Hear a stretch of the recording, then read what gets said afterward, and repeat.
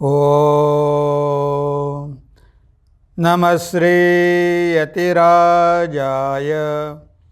विवेकानन्दसूरये सच्चित्सुखस्वरूपाय स्वामिने तापहारिणे स्वामिने तापहारिणे। प्रिय मित्रांनो, नमस्कार। स्वामी विवेकानंदांच्या सहवासात यावर आपलं चिंतन सुरू आहे। आजचा आपला 9वा अध्याय आहे आणि 8वं व्याख्यान आहे। स्वामीजी कलकत्त्याला आहे, बलराम बाबूंच्या घरी ते राहत आहे आणि अशा वेळेस त्यांचा शिष्य शरदचंद्र चक्रवर्ती स्वामीजींना भेटायला आला। स्वामीजी बाहेर जाण्याच्या तयारीमध्ये होते, तेव्हा शिष्य विचारतो की स्वामीजी तुम्ही कुठे निघालात? स्वामीजी म्हणाले की चल माझ्यासोबत, तू पण चल। स्वामीजींनी सांगितलं नाही आणि दोघेही गाडीमध्ये बसले आणि निघाले। त्या काही अंतर गेल्यावर स्वामीजी काय म्हणतात बघा। स्वामीजी म्हणतात, तुम्ही शिकले सवरले होऊन मनुष्य झाले, पण तुमच्या सुखदुःखामध्ये ज्या सहभागी होतात, प्राणपणानं तुमची ज्या सेवा करतात, त्यांची तुम्ही काय काळजी घेता? त्यांना काय तुम्ही शिक्षण वगैरे काहीच देत नाही, जे त्यांची अवस्था दयनीय असते। तेव्हा शिष्य म्हणतो स्वामीजींना, का बरे? आजकाल केवळ स्त्रियांसाठी म्हणूनच कितीतरी शाळा निघत आहेत, कॉलेज आहेत, त्यात शिक्षण घेऊन कितीतरी स्त्रिया BA MA होऊन बाहेर पडत आहेत। आता शिष्य स्वामीजींना म्हणतो की तुम्ही असं का म्हणता की स्त्रियांना शिक्षण मिळत नाही? आज कितीतरी संस्था निर्माण झालेल्या आहेत, त्यामध्ये मुलींना शिक्षण मिळते। यावर स्वामीजी काय म्हणतात बघा। स्वामीजी, ते झाले सारे विलायती चाळे। तुमच्या धर्मशास्त्रांना अनुसरून या देशाच्या रिवाजांना धरून चालणाऱ्या कितीशा शाळा आहेत। अशा प्रकारचे शिक्षण या देशी तर पुरुषांनाही मिळत नाही, मग स्त्रियांबद्दल तर बोलणेच नको। आता स्वामीजींना पण माहिती होतं की शिक्षण मिळत आहे, पण जी त्यावेळची शिक्षण पद्धती होती ती स्वामीजींना मुळीच मान्य नव्हती। त्यामुळे हे तरी विलायती चाळे, म्हणजे त्यांनी त्यांची शिक्षण पद्धती भारतामध्ये आणलेली होती आणि त्या शिक्षण पद्धतीमध्ये धर्माला कुठेही स्थान नव्हतं। भारत देश म्हणजे धर्मभूमी, धर्मच आपला प्राण, सनातन धर्म, आणि धर्माच्या आधारावर आपल्याला आपली जीवनं घडवायची असते, पण तशा प्रकारचं शिक्षण मुळीच दिल्या जात नव्हतं। फक्त प्रचार कशाचा व्हायचा? त्यांच्या धर्माचा, की आमचा धर्म कसा श्रेष्ठ आहे, आणि आपल्या धर्माला ते नेहमी कमी दाखवायचे की तुमचा धर्म रानटी आहे म्हणून तर तुम्ही गरीब आहात, म्हणून तर आम्ही आलेलो आहे, म्हणून तर आम्हाला चांगलं करायचं आहे। म्हणजे अशा प्रकारचं विलायती शिक्षण त्यावेळेस सुरू होतं। डिग्र्या मिळायच्या, पण बाकी जे आपल्यामध्ये गुण पाहिजे, एक चांगलं व्यक्ती होण्यासाठी, एक चांगली स्त्री होण्यासाठी ज्या गुणांची आवश्यकता आहे, ज्या धर्माचं आचरण केलं पाहिजे, ते मात्र मुळीच शिकवलं जात नव्हतं। म्हणून स्वामीजी म्हणाले की अरे हे काय शिक्षण आहे? हे नुसतं इन्फॉर्मेशन मिळवणं, माहिती मिळवणं, हे काही शिक्षण आहे का? आणि जेवढे काही महान लोक झाले भारतामध्ये, ते सगळे शिक्षण घेण्यासाठी बाहेर देशामध्ये गेलेले होते। बाहेर देशामध्ये जाऊन शिक्षण घेऊन ते भारतामध्ये आले आणि बघा त्यांचं शिक्षण कसं होतं, की त्यांची विचारसरणी कशी होती, त्यांची डेप्थ कशी होती, आणि ते बॅरिस्टर झाले, ॲडव्होकेट झाले, बाहेर देशामध्ये शिक्षण घेतलं। गांधीजी, सावरकर, इवन अरविंद, त्यानंतर सुभाषचंद्र बोस, ह्या सगळ्यांनी बाहेर देशामध्ये शिक्षण घेतलं आणि भारतामध्ये आले, आणि त्यामुळे ते ब्रिटिशांना फाईट देऊ शकले। आपल्या इथे फक्त कारकून कसे बनवायचे हेच शिक्षण होतं, की आपल्याला राज्यकारभार चालवायचा आहे, त्यासाठी आपल्याला नोकरशाही पाहिजे, तर ह्या शिक्षणामधून फक्त नोकरशाही निर्माण केली जात होती. म्हणून स्वामीजी म्हणाले की हे काय शिक्षण, हे तर विलायती चाळे. तुम्हाला तुमच्या धर्माप्रमाणे तुमच्या रिवाजाप्रमाणे शिक्षण मिळत नाही. इव्हन पुरुषांना पण मिळत नाही, मग स्त्रियांचा तर प्रश्नच नको. आणि आजही ती अवस्था काही विशेष बदललेली नाही. आजही आपल्याला काही विशेष फरक दिसून येत नाही. कारण आपण धर्मनिरपेक्ष राष्ट्र, सेक्युलर राष्ट्र म्हणून आपण डिक्लेअर केलेलं आहे. त्यामुळे धर्माबद्दल काहीही शिकवल्या जात नाही. आता हे किती अन्यायकारक आहे. ज्या देशामध्ये मेजॉरिटी हिंदू आहे, ज्या देशाचा प्राण धर्म आहे, अशा देशामध्ये त्याच लोकांना ह्या चांगल्या गोष्टीपासून दूर ठेवणं, वंचित ठेवणं ही केवढी दुर्भाग्याची गोष्ट आहे. म्हणून स्वामीजींना ते शिक्षण मुळीच पसंत नव्हतं. मग शिष्य म्हणतो की स्त्रियांच्या शिक्षणासाठी काय करावे लागेल. मग ठीक आहे, तुम्ही जे म्हणता त्या प्रकारचं शिक्षण देण्यासाठी काय केलं पाहिजे. आता त्यावेळेससुद्धा स्वामीजींच्या डोक्यामध्ये हा विचार सुरू होता की स्त्रियांसाठी एक वेगळा मठ झाला पाहिजे. जसा रामकृष्ण मठ झाला मुलांसाठी, तसा मुलींसाठीसुद्धा एक मठ झाला पाहिजे. आणि त्या मठामध्ये मुलींना आध्यात्मिक आणि धार्मिक शिक्षण दिलं पाहिजे.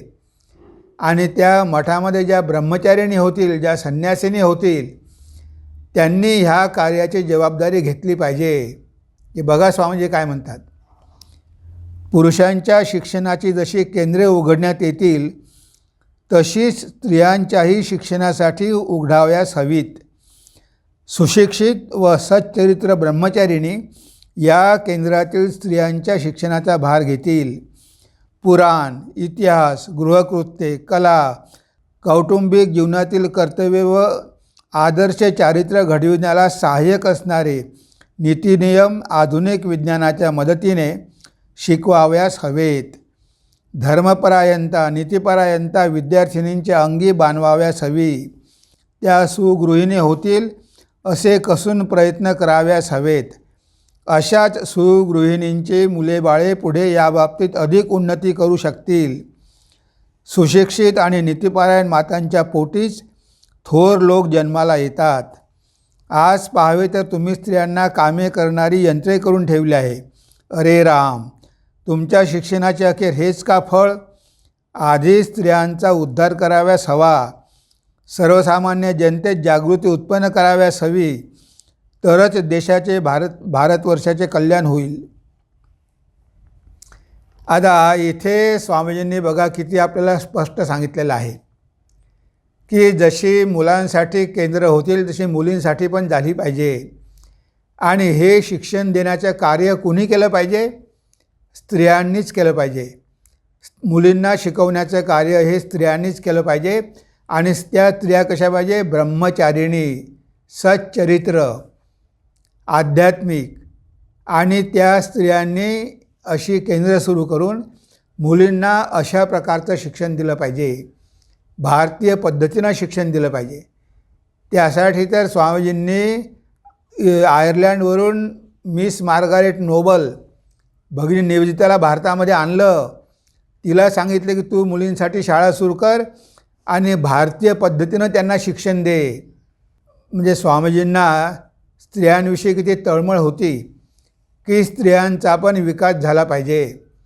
म्हणून ते म्हणायचे की अशी केंद्र सुरू व्हायला पाहिजे आणि ह्या केंद्रामध्ये मुलींना शिक्षण दिलं पाहिजे.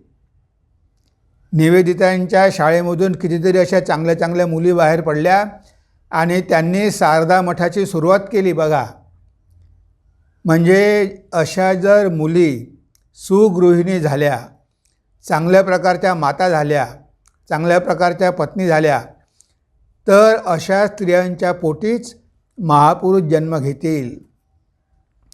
म्हणजे बघा, आईचं किती महत्त्वाचं स्थान आहे, मुलीचं किती महत्त्वाचं स्थान आहे.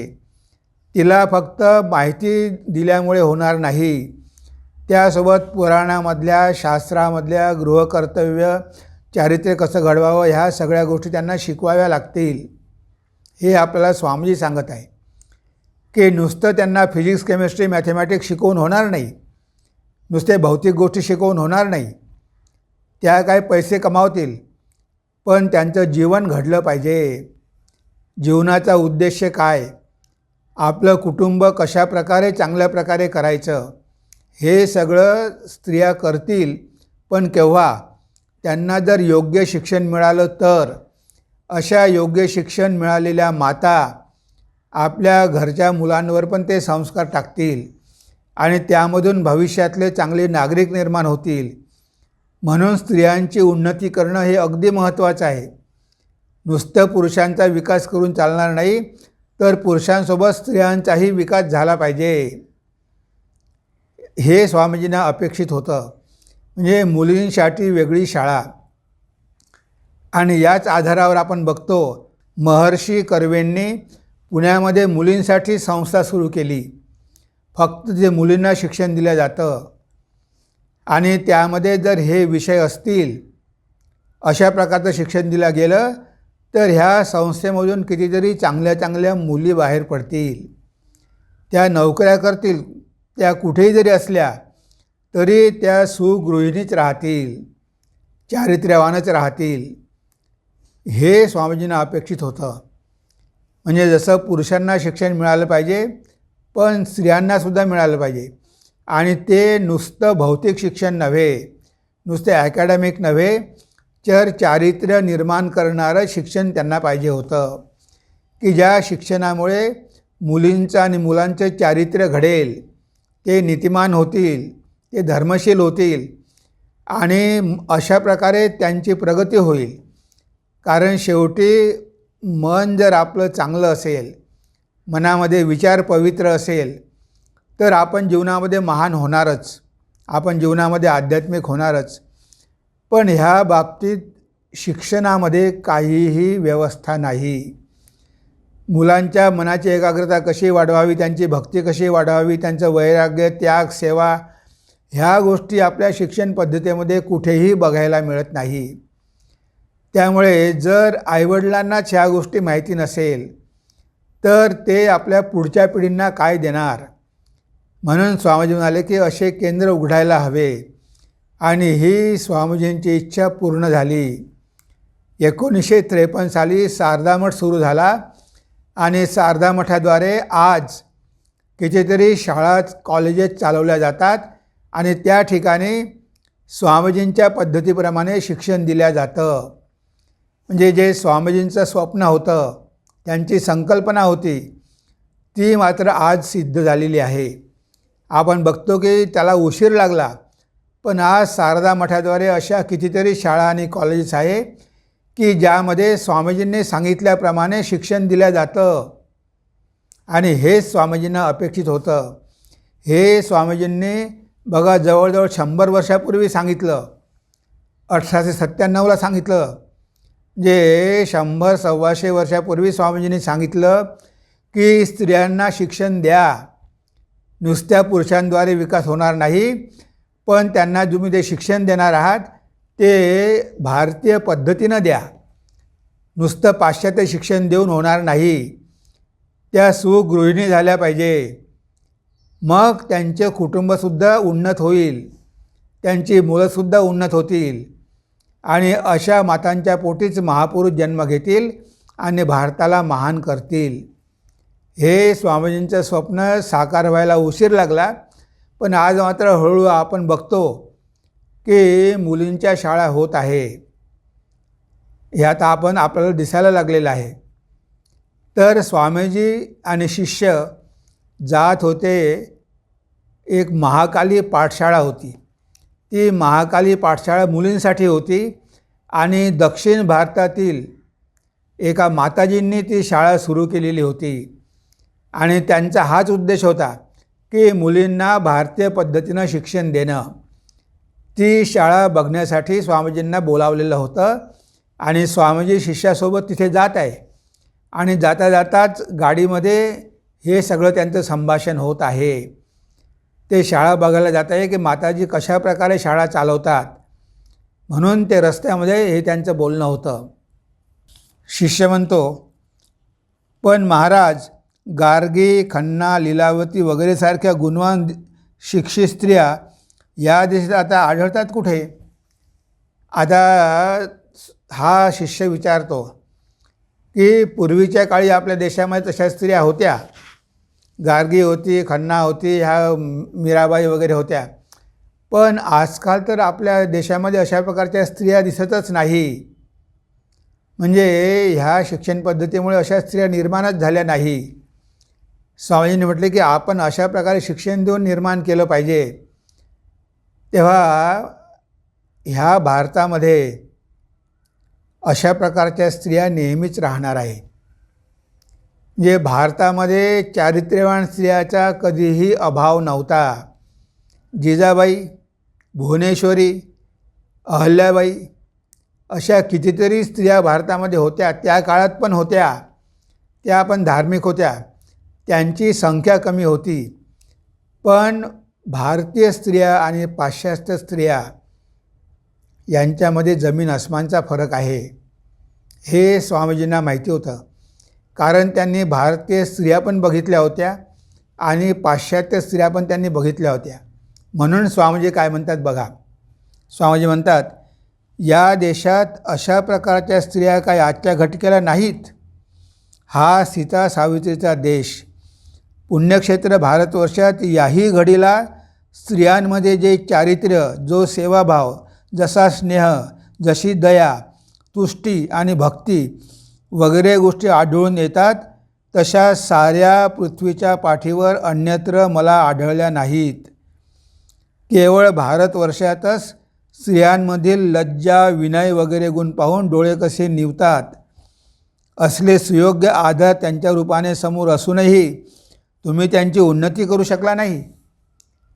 म्हणजे बघा स्वामीजींचं ऑब्झर्वेशन कसं आहे. ते म्हणतात की भारतासारख्या स्त्रिया मी जगामध्ये कुठेही बघितलेल्या नाही. हा फरक आहे. म्हणजे स्वामीजींना माहिती होतं की जरी आपण गुलाम आहोत तरी आपल्या स्त्रियांमध्ये जे गुण आहेत ते गुण त्यांना बाहेर देशामध्ये दिसले नाही. त्या बाहेर देशामधल्या स्त्रिया शिकलेल्या होत्या, बुद्धिमान होत्या, नोकऱ्या करत होत्या, सगळं काय करत होत्या, पैसा कमावत होत्या, पण तेवढंच काही स्त्रियांचं कर्तव्य नाही. आज आपल्या भारतामध्ये पाश्चात्यांचं अनुसरण केल्यामुळे आपणसुद्धा हे सगळे गुण विसरून गेलेलो आहे आणि पुरुषांची स्पर्धा करत आहोत. स्वामीजी म्हणाले की मला तिथे तर दिसलं की स्त्रिया आणि पुरुष यामध्ये काहीच फरक नाही, पण जन्मतः स्त्रियांमध्ये काही गुण असतात. ते गुण निसर्गाने दिलेले असतात आणि त्या गुणांचं रक्षण करणं हे स्त्रियांचं कर्तव्य असते. पण जर हे सगळं आपण सोडून दिलं आणि नुसतं पाश्चात्यांचं अनुसरण केलं आणि पुरुषांची स्पर्धा केली तर आपल्यामधल्या स्त्रिया अशा महान होऊ शकणार नाही. कारण स्वामीजींनी भारतामधल्या स्त्रिया पण बघितल्या आणि बाहेरच्या पण बघितल्या, पण भारतीय स्त्रियांमध्ये जे गुण आहे, जी विशेषता आहे, ती त्यांना कुठेही आढळली नाही. तेव्हा स्वामीजी काय म्हणतात की आपल्या स्त्रियांमध्ये कोणकोणते गुण आहे. ते म्हणतात की स्त्रियांमध्ये जे चारित्र्य, जो सेवाभाव, जसा स्नेह, जशी दया, तुष्टी आणि भक्ती वगैरे गोष्टी आढळून येतात, तशा साऱ्या पृथ्वीच्या पाठीवर अन्यत्र मला आढळल्या नाहीत. आणि स्त्रियांमधील लज्जा, विनय वगैरे गुण पाहून डोळे कसे निवतात. हे आहे स्त्रियांचे गुण. जे स्त्रियांनी ह्या गुणांची जोपासना केली पाहिजे. हे सगळे गुण जर आपण सोडून दिले तर स्त्री आणि पुरुष यांच्यामध्ये फरकच राहणार नाही. मातेचं हृदय कोमल असतं, त्या हृदयामध्ये दया, करुणा, प्रेम, सेवा हे भाव असतात. आता हे सगळं आपण हळूहळू विसरायला लागलो आहे. म्हणजे आपल्यामधले हे भाव हळूहळू निघून जात आहे. आता विनय पाहिजे. आता विनय गेला तर काय होईल? अहंकार येईल आणि अहंकाराला तर मग मी सेवा कशाला करू. म्हणजे बघा अशा प्रकारचा अहंकार आला. अशा प्रकारे कुटुंबामध्ये जर व्यवस्था झाली तर कुटुंब ते टिकतील का? म्हणजे लज्जा आहे, विनय आहे, पवित्रता आहे, ह्या सगळ्या गोष्टी स्त्रियांना जोपासायच्या आहे. तेव्हा कुठे ते कुटुंब चांगल्या प्रकारे चालेल. म्हणून शिक्षण घ्या. स्त्रियांना शिक्षण मिळालंच पाहिजे. त्यांना भौतिक शिक्षण पाहिजे. विज्ञानाच्या माध्यमातून त्यांना ह्या सगळ्या गोष्टी शिकवायच्या आहे. त्यांना दोन्ही शिक्षणाची गरज आहे. त्यांना भौतिक शिक्षणाची पण गरज आहे आणि आध्यात्मिक शिक्षणाची पण गरज आहे. आध्यात्मिक शिक्षणामुळे त्यांचं चरित्र घडेल. खऱ्या अर्थानं त्या स्त्रिया होतील. नाहीतर एखाद्या यंत्रासारख्या त्या काम करत राहतील, पण त्यांच्या मनामध्ये, त्यांच्या हृदयामध्ये काहीही परिवर्तन होणार नाही. म्हणजे आपलं जीवन कसं होईल, यंत्रासारखं होऊन जाईल. आपल्याला यंत्रासारखं व्हायचं नाही. आपल्याला मनुष्यदेह लाभलेला आहे. मग स्त्री असो की पुरुष असो, दोघांच्या जीवनाचा उद्देश हाच आहे की ह्या संसारामध्ये राहून आपली आध्यात्मिक प्रगती करून घेणं आणि चांगले गुण संपादन करणं. आता हे चांगले गुण आपल्याला कुठे मिळणार? हे चांगले गुण आपल्याला धर्मामध्येच मिळू शकतात. धर्मच मनुष्याला खऱ्या अर्थानं मनुष्य बनवतो. स्वामीजी म्हणतात, जेव्हा आपल्या जीवनामध्ये धर्म येतो तेव्हा पशुचा मनुष्य होतो आणि मनुष्याची देवता होते. नाहीतर आपलं मन कसं असतं? पशुसारखं असतं. मनामध्ये सगळे विकार असतात, काम, क्रोध, लोभ वगैरे. पण जेव्हा धर्माचं आपण आचरण करतो तेव्हा त्या पशुचा मनुष्यामध्ये रूपांतर होतं आणि मनुष्याचं देवामध्ये रूपांतर होतं. म्हणजे आपल्याला बदलण्याची संधी आहे. आणि ह्या बदल घडवायचा असेल तर त्यामध्ये शिक्षणाचं खूप महत्त्वाचं स्थान आहे. पण ते शिक्षण मात्र भारतीय पद्धतीनं दिलं गेलं पाहिजे. म्हणजे आपले स्त्री आणि पुरुष नीतिमान, चारित्र्यवान घडतील. आणि अशा प्रकारे दोन्ही प्रकारे आपल्याकडे कॉम्बिनेशन राहील. धर्म पण राहील आणि भौतिकता पण राहील. म्हणजे आपल्याला दारिद्र्य राहायचं नाही. भौतिक शिक्षण घ्यायचंच आहे. पण फक्त भौतिक शिक्षणच घ्यायचं आणि बाकी सगळे हे जे गुण आहे ते सोडून द्यायचे, हे कधीच आपल्याला शक्य नाही. बघा, शारदा देवींनी आपलं जीवन जगवून दाखवलं. त्यांना कोणी बघू शकलं नाही. नेहमी त्यांच्या चेहऱ्यावर पडदा असायचा. त्या म्हणायच्या की लज्जा हा स्त्रीचा गुण आहे. स्त्रियांनी लज्जा सोडू नये. म्हणजे माताजींचं जीवन कसं होतं?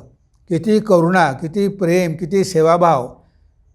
सासूची सेवा केली, पतीची सेवा केली, शिष्यांची सेवा केली, रात्रंदिवस काम करायच्या, साधना केली आणि त्यांची वाणी किती कोमळ, किती पवित्र. म्हणजे माताजींनी जीवन जगवून दाखवलेलं आहे. स्वामीजींना कशा प्रकारच्या स्त्रिया पाहिजे हे माताजींनी आपल्या जीवनामध्ये जगून दाखवलं. एक आदर्श मुलगी, आदर्श पत्नी, हे सगळं त्यांनी आपल्या जीवनामध्ये आपल्या डोळ्यासमोर उदाहरण दाखवून दिलेलं आहे. तेव्हा शारदा मठाच्या पहिल्या अध्यक्षा भारती प्राणा माताजी, जेव्हा मठ सुरू झाला तेव्हा भारती प्राणा माताजी अध्यक्षा होत्या. बघा, त्यांचं जीवन जर तुम्ही वाचाल तर तुम्हाला कितीतरी प्रेरणा मिळेल. किती निर्भयता, किती बोल्डनेस आणि किती सामर्थ्य आणि किती पावित्र्य आणि अध्यात्म त्यांच्या जीवनामध्ये होता. म्हणजे काशीला राहून जवळजवळ 20 वर्षे त्यांनी तपस्या केली. त्यांनी आपलं जीवन घडवलं. अविवाहित राहिल्या. म्हणजे अशा प्रकारचे आदर्श जर आपल्या डोळ्यासमोर असेल तरच आपण पुढे जाऊ शकू. आणि स्वामीजी म्हणतात की अशा प्रकारच्या स्त्रियांची भारतामध्ये आजही कमतरता नाही.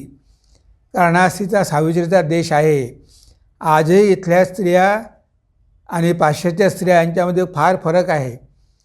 Indian women are poor but pure. त्या गरीब असतील पण पवित्र आहे, असं स्वामीजीने एका ठिकाणी म्हटलेलं आहे. तेव्हा गरीब असणे काही वाईट नाही आहे, तो काही गुन्हा नाही आहे.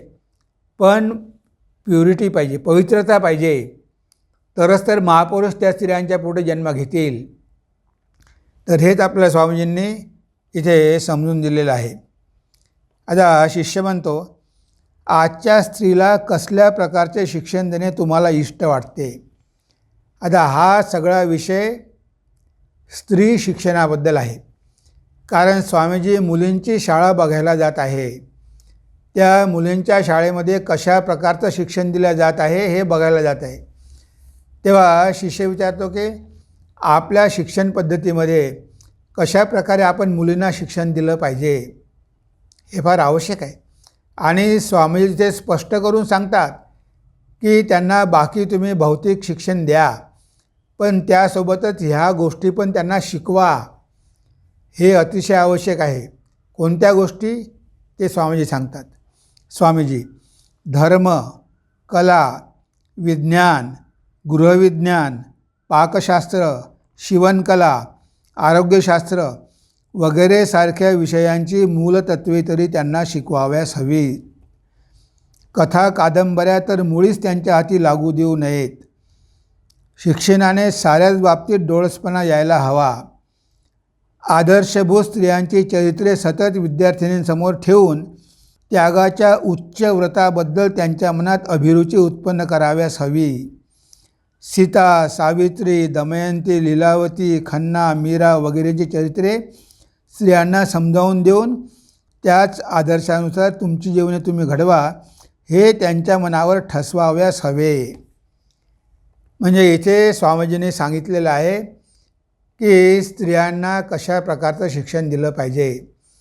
कारण स्त्रीला एक घर चालवावं लागतं आणि कधीकधी जर तिच्यावर असं संकट कोसळलं, समजा पती गेले, आता तिला स्वतःच्या पायावर उभं राहावं लागेल. आता तिला जेव्हा स्वतःच्या पायावर उभं राहावं लागेल तेव्हा तिला काहीतरी ज्ञान पाहिजे ना. म्हणून स्वामीजी म्हणतात की तिला शिक्षण तर द्याच, पण त्यासोबतच शिवणकाम आहे, टेलरिंग. त्या टेलरिंग शिकवलं तर ती घरच्या घरी कपडे शिवू शकते, आपल्या मुलांचे पतींचे कपडे घरीच शिवू शकते. आणि धर्माला पहिलं स्थान आहे. आपलं जीवन धार्मिक पाहिजे. आपला पाय वाकडा पडता कामा नये. धर्माला अनुसरून आपण जीवन घडवलं पाहिजे. हाच भारताचा प्राण आहे. जर आपण धर्म सोडून दिला तर आपलं जीवन पशुतुल्य होईल. ते तसं कधी होऊ द्यायचं नाही. तर आपल्या देशामध्येच आपण बघतो कितीतरी पतिव्रता होत्या आणि आहे. हा जो पतिव्रतेचा कन्सेप्ट आहे तो भारतामध्येच आहे. बाहेर देशामध्ये असेलही, पण त्यांना त्याचं तेवढं महत्त्व वाटत नाही. जेवढं भारतामध्ये आपण त्याला महत्त्व देतो तेवढं महत्त्व बाहेर देशामध्ये त्याला नाही आहे. पातिव्रत्य, सावित्री कशासाठी फेमस आहे? पतिव्रता.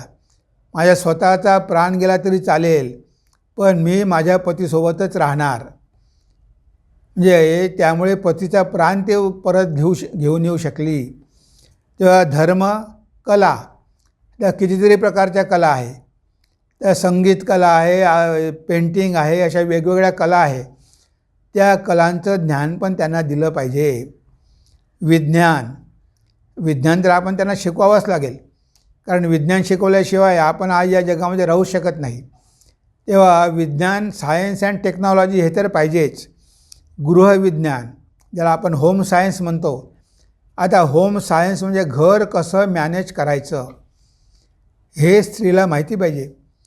कुणाशी कशा प्रकारे व्यवहार करायचा, घरामध्ये मॅनेजमेंट कसं करायचं. विज्ञान आहे, सायन्स आहे, त्याला होम सायन्स म्हटलं आहे. आणि बऱ्याच कॉलेजमध्ये होम सायन्स शिकवलं जातं. तर त्या गोष्टीसुद्धा स्त्रियांना माहिती पाहिजे, कारण त्यांना घराचं व्यवस्थापन करायचं आहे, घर चालवायचं आहे. पती बाहेर जातो, काम करतो, पैसे आणून देतो, पण स्त्रीला घर चालवावं लागतं. तेव्हा तिला ते ज्ञान पण पाहिजे. गृहविज्ञान, पाकशास्त्र, स्त्रीला चांगल्या प्रकारे स्वयंपाकन करता आला पाहिजे. स्वयंपाक करणं हे काही स्त्रियांना नवीन नसते, पण आजकाल आपण बघतो की स्त्रियांनासुद्धा स्वयंपाक करायची इच्छा नसते, शिकून घेण्याची पण इच्छा नसते. हॉटेलमध्ये जाऊन जेवायचं, घरी कोण करणार. म्हणजे अशा प्रकारचं कल्चर आपल्यामध्ये यायला नको. म्हणजे स्त्रीला कमीत कमी स्वयंपाक तरी करता आला पाहिजे. स्त्रियांनाच कशाला, पुरुषांना करता आला पाहिजे. स्वामी विवेकानंद यामध्ये खूप पटाईत होते. ते स्वतःच्या हाताने स्वयंपाक करून शिष्यांना भरवायचे आणि तो पण चांगल्या प्रकारे स्वयंपाक करायचे, स्वादिष्ट करायचे. तेव्हा इथे स्त्रियांना स्वयंपाक करता येणं हे फार आवश्यक आहे. कुठेही कधीही त्याची गरज पडू शकते. आपल्याला इतरांवर अवलंबून राहावं लागत नाही. नाहीतर मग त्या मोलकरीवर अवलंबून राहावं लागतं. स्वयंपाक करायसाठी आजकाल मोलकरणी ठेवतात, म्हणजे स्वतःच्या हातानं त्या स्वयंपाक पण करू शकत नाही. आता तो मोलकरींनी केलेला स्वयंपाक घरामधली मुलं सगळेच खाणार. आता त्या मोलकरीणला त्यामध्ये काय लागलं आहे, तिच्यामध्ये कुठे प्रेम लागलेलं आहे. तर प्रेमपूर्वक केलेला स्वयंपाक आणि नोकरींनी केलेला स्वयंपाक यामध्ये फरक राहणारच ना. तेव्हा आईच्या हातचं जेवण खाणं त्यामध्ये किती आनंद आहे. मोलकरीण कितीही चांगलं करत असेल, हॉटेलमध्ये कितीही चांगले पदार्थ असेल, पण त्या सगळ्यामध्ये रुची नसते. पण आईनं केलेला पदार्थ जरी सिंपल असेल तरी खाण्यामध्ये जो आनंद असतो तो बाहेरच्या गोष्टी खाण्यामध्ये आनंद नाही. कारण आईचं प्रेम असते, तिने प्रेमपूर्वक ते केलेलं असते. नुसतं ते यंत्रवत नसते. तिचं प्रेम त्यामध्ये असल्यामुळे तो पदार्थ चांगला होतो आणि आवडतो. म्हणून पाकशास्त्र, शिवणकला, आरोग्यशास्त्र म्हणजे आरोग्याविषयी मिनिमम गोष्टी तरी माहिती पाहिजे. जर घरामध्ये अचानक काही झालं तर स्त्रीला माहिती पाहिजे की अशावेळी काय केलं पाहिजे, अशावेळी कसे प्राण वाचवले पाहिजे. जे बरेच घरगुती औषधं असतात आणि पूर्वी स्त्रियांना सगळं माहिती असायचं, तर थोडं तरी ते ज्ञान पाहिजे. जे जुनं जरी नसेल तरी नवीन ज्ञान आपण प्राप्त करून घेतलं पाहिजे.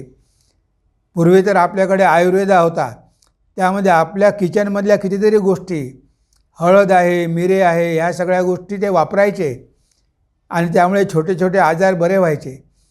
तर थोडंफार आरोग्याबद्दल पण त्यांना ज्ञान पाहिजे की शरीरामध्ये कोणकोणते बिघाड होऊ शकतात आणि त्यासाठी आपण लगेच काय उपाय केले पाहिजे हे पण त्यांना माहिती पाहिजे. म्हणजे दरवेळेस डॉक्टरकडे जायची गरज पडणार नाही. जर काही छोटा मोठा प्रॉब्लेम झाला तर घरच्या घरी तो प्रॉब्लेम आपण सॉल्व करू शकू वगैरे सारख्या विषयांची मूलतत्वे तरी त्यांना शिकवाव्यास हवीत. आणि स्वामीजी काय म्हणतात, कथा कादंबऱ्या तर मुळीच त्यांच्या हाती लागू देऊ नये. आता कथा कादंबऱ्या आज आपण बघतो आहे, आपण हे थांबवू शकत नाही. जरी स्वामीजींनी सांगितलेलं आहे की कथा कादंबऱ्या जे ज्यामध्ये वाईट गोष्टी असतात, काल्पनिक गोष्टी असतात, त्यामुळे आपलं मन विचलित होऊ शकतं, मनातले विकार वाढू शकतात, अशा प्रकारचे पुस्तकं स्त्रियांना वाचायला देऊ नये. पण हे आता मुलींना स्वतः ठरवायचं आहे. कारण प्रत्येकाकडे सेलफोन आहे आणि स्वातंत्र्य आहे. आता तुम्ही कोणतीही पुस्तकं खरेदी करू शकता, यूट्यूबवरती काहीही बघू शकता. पण स्वामीजींनी सांगितलं की कथा कादंबऱ्या आणि या वाईट गोष्टी, अश्लील गोष्टी यापासून त्यांना दूर ठेवा. आता हे दूर ठेवणं शिक्षकाच्या किंवा आईवडिलांच्या हाती नाही. कारण आज सगळं काही ओपन आहे आणि कुणी कोणावरही निर्बंध लादू शकत नाही. पूर्वी ह्या गोष्टी घरी नव्हत्या आणि त्यांना वाचायची परवानगी पण नव्हती. पण आज सगळं काही उपलब्ध आहे आणि तुम्हाला इंटरनेटच्या माध्यमातून सगळंच्या सगळं मिळतं, सगळी लायब्ररी मिळते. आता हे कर्तव्य आहे स्वतः मुलींचं, स्त्रियांचं. आपण काय वाचावं, काय वाचू नये. स्वामीजींनी सांगितलं आहे की कथा कादंबऱ्यापासून त्यांना दूर ठेवा. आता आपण स्वतः अशा गोष्टींपासून दूर राहिलो पाहिजे, कारण ते संस्कार आपल्या मनावर पडतात. आजकाल आपण बघतो, जेव्हा घरी कोणी नसतं तेव्हा स्त्रिया घंटा सिरियल बघत असतात. आता त्या सिरियलमध्ये काय असते, फालतू गोष्टी दाखवलेल्या असतात. ते क्राईम असते, काय काय असते. आणि हे अशा सिरियल बघून बघून त्यामधून त्या काही गोष्टी स्वतः जीवनामध्ये आणतात, तसं आचरण करायला लागतात. सगळं घरचं वातावरण बिघडून जातं. म्हणजे ह्या नॉवेलमध्ये किंवा ह्या सिरियल्समध्ये सगळे प्रॉब्लेम दाखवतात, सगळे लफडे दाखवतात. आणि ते लफडे, आता हे लफडे फार कमी असतात पण त्याला हायलाईट करतात. त्यामुळे चांगले लोकंसुद्धा बिघडण्याची शक्यता असते. म्हणून अशा गोष्टी बघायच्याच कशाला, ज्यामुळे आपल्या मनावर वाईट संस्कार होत असतील ज्यामध्ये पतीचे दोष दाखवलेले असेल, ज्यामध्ये पत्नीचे दोष दाखवलेले असेल, ज्यामध्ये पत्नीची चारित्र्यहीनता दाखवलेली असेल, अशा गोष्टी बघून आपलं मन कशाला कलुषित करायचं. म्हणून स्वामीजींनी आपल्याला सावध करून दिलेलं आहे की कथा कादंबऱ्या त्यामध्ये सगळंच आलं, जेवढं काही वाईट आहे ते सगळंच आलं. ते सगळं बघणं, वाचणं आणि ऐकणं आपण सोडून द्यायला पाहिजे, हे स्वामीजींनी आपल्याला सांगितलेलं आहे. त्यावेळेस ते शक्य होतं, मुलींना या गोष्टीपासून दूर ठेवणं शक्य होतं. पण आजच्या युगामध्ये मात्र एवढं स्वातंत्र्य आहे की कुणीही कुणाला सांगू शकत नाही आणि कोण काय वाचते आणि काय करते हे कोणी बघूही शकत नाही. तेव्हा प्रत्येकाला आपला विवेक जागृत ठेवायचा आहे आणि त्यानुसार आपल्याला वर्तणूक करायची आहे की जेणेकरून आपल्या मनामध्ये वाईट संस्कार पडणार नाही, आपलं मन कलुषित होणार नाही, आपल्या मनामध्ये संशय निर्माण होणार नाही. अशा गोष्टी आपण बघायच्याच नाही. आणि हे स्वामीजींनी आपल्याला सांगितलं आहे. शिक्षणाने साऱ्याच बाबतीत डोळसपणा यायला हवा. आदर्शभूत स्त्रियांची चरित्रे सतत विद्यार्थिनींसमोर ठेवून त्यागाच्या उच्च व्रताबद्दल त्यांच्या मनात अभिरुची उत्पन्न करायला हवी. म्हणजे त्यांच्या डोळ्यासमोर ग्रेट कॅरेक्टर पाहिजे, आदर्श जीवन पाहिजे. इथे स्वामीजींनी काही उदाहरणं दिलेली आहे. आदर्शभूत स्त्रियांची चरित्रे सतत विद्यार्थींसमोर ठेवून त्यागाच्या उच्च व्रताबद्दल त्यांच्या मनात अभिरुची उत्पन्न कराव्यास हवी. सीता, सावित्री, दमयंती, लीलावती, खन्ना, मीरा हे उदाहरणं दिले आहे की अशा प्रकारच्या स्त्रियांची उदाहरणं त्यांच्या डोळ्यासमोर पाहिजे. आज आपल्याकडे निवेदिता आहे, शारदा देवी आहे, असे कितीतरी उदाहरणं आहे. तर अशा चारित्र्यवान स्त्रियांची चरित्र त्यांना वाचायला दिली पाहिजे आणि त्यांनी तीच पुस्तकं वाचली पाहिजे आणि त्यानुसार त्यांनी आपलं जीवन घडवण्याचा प्रयत्न केला पाहिजे. त्यांच्यामध्ये त्यागाची भावना आली पाहिजे. त्यागच आपला आदर्श आहे, भोग नाही. भारताचा आदर्श आहे त्याग आणि सेवा. भारताला आपल्याला भोगवादी करायचं नाही, तर आपल्यामध्ये कुठेतरी त्यागाची भावना आली पाहिजे. इतरांसाठी त्याग करण्याची आपली तयारी पाहिजे. म्हणजेच आपला स्वार्थ आपण थोडा तरी सोडला पाहिजे. प्रत्येक वेळेस आपण आपला स्वार्थच बघत राहिलो तर नेहमीच आपल्या घरामध्ये भांडणं होतील. मलाच पाहिजे, पहिले मलाच पाहिजे. तुम्ही इतरांना द्यायला शिका. स्वतः शेवटी मिळालं तरी हरकत नाही, नाही मिळालं तरी हरकत नाही. आता स्वयंपाक केला असेल तर मी पहिले खाऊन घेणार आणि बाकी मग इतरांना मी जेव घालणार. पहिले सगळ्यांना पोट भरून जेवायला द्या. तुमच्यासाठी काही राहिलं नाही तरी हरकत नाही, पण स्वतः स्वार्थ बघू नका. स्वतः मी पहिले चांगल्या चांगल्या गोष्टी काढून ठेवेल आणि बाकी मग इतरांना वाढेल, अशा प्रकारचा भाव मनामध्ये कधीही येता कामा नये. जर उरलं तर मी घेणार, नाही उरलं तर ठीक आहे, मी वरण भात खाणार, पण चांगल्या गोष्टी ज्या केलेल्या त्या पहिले मी इतरांना देणार. म्हणजे कुठेतरी संसारामध्ये त्यागाची भावना पाहिजेच. घरामधला प्रत्येक व्यक्ती जर स्वार्थी झाला तर ते घर चालणार कसं? ते घर चालूच शकत नाही. म्हणजे थोडा तरी त्याग करण्याची आपली तयारी पाहिजे, तरच कुटुंबामध्ये सुख आणि शांती नांदू शकते. आणि त्यासाठी अशी चारित्र्य आपल्या डोळ्यासमोर पाहिजे की ज्यांनी आपली जीवनं जगून दाखवली. म्हणून स्वामीजी म्हणतात, सीता, सावित्री, दमयंती, लीलावती, खन्ना, मीरा वगैरे चरित्रे स्त्रियांना समजावून देऊन त्याच आदर्शानुसार तुमची जीवने तुम्ही घडवा, हे त्यांच्या मनावर ठसवाव्यास हवे. हे त्यांच्या मनावर चांगल्या प्रकारे ठसवा. आज आपण बघतो की विमेन एम्पॉवरमेंट, आता महिला सशक्तीकरण. आता हे सशक्तीकरण म्हणजे काय?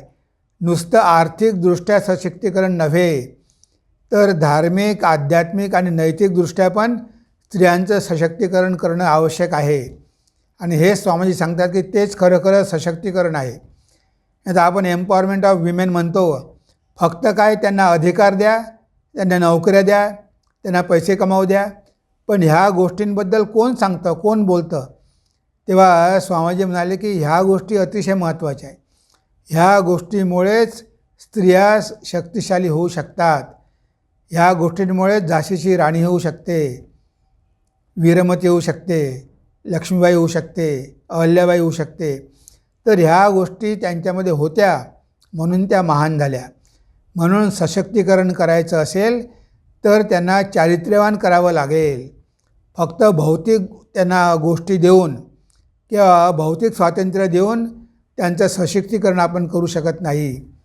निवेदिता बघा, म्हणजे स्वामीजींनी कशा प्रकारे तिला घडवलं, तर हे सगळे आदर्श आपल्या डोळ्यासमोर पाहिजे.